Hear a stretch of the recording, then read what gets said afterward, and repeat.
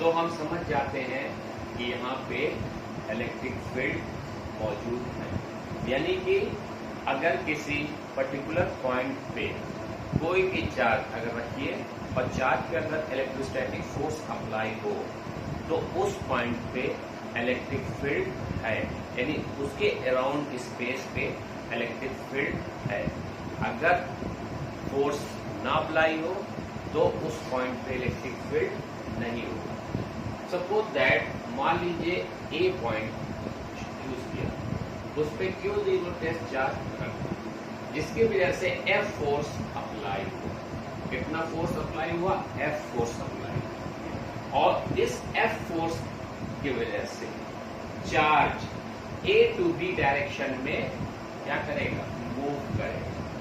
Clear? A to B direction में move करेगा, यानी कि Q0 टेस्ट चार्ज पे F फोर्स लग रहा है।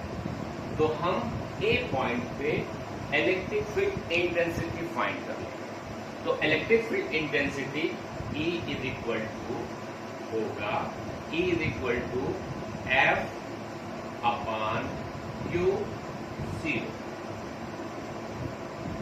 E क्या है? वेक्टर क्वांटिटी है। E electric field intensity is a vector quantity, ये वेक्टर क्वांटिटी है।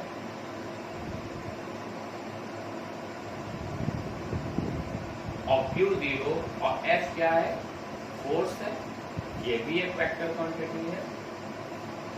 तो E का जो डायरेक्शन होता है, E का जो डायरेक्शन होता है वो along the direction of force apply on the test charge Q0। यानी कि अगर हम किसी टेस्ट चार्ज को किसी पॉइंट पे रखते हैं तो उस पर अगर फोर्स अप्लाई होता है या चार्ज मूव करने लगता है तो हम समझ जाते हैं कि उस पॉइंट पे इलेक्ट्रिक फील्ड है।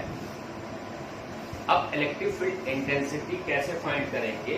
Electric field intensity E is equal to F upon Q0।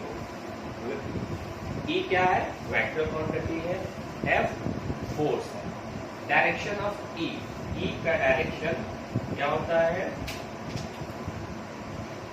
Direction of E, E का डायरेक्शन along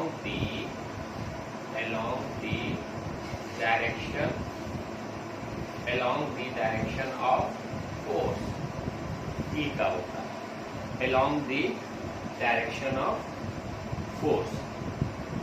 तो और अगर कायदे से अगर हम इसको लिखे तो इसको हम ऐसे लिख सकते हैं E is equal to limit Q0 tends to 0 F upon Q0। ये आपका इलेक्ट्रिक फील्ड एक्सप्रेशन है। यहाँ पे LIM मीन्स लिमिट होगा।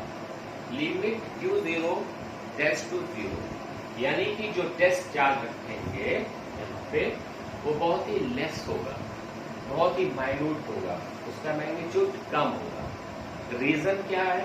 क्योंकि Q0 से हम इलेक्ट्रिक फील्ड इंटेंसिटी को मेजर करेंगे, इसी वजह से यही रीजन है कि Q0 को हम स्मॉल लेते हैं।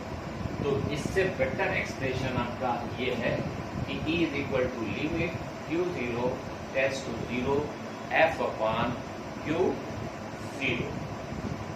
अब हम स्मॉल क्यों लेते हैं?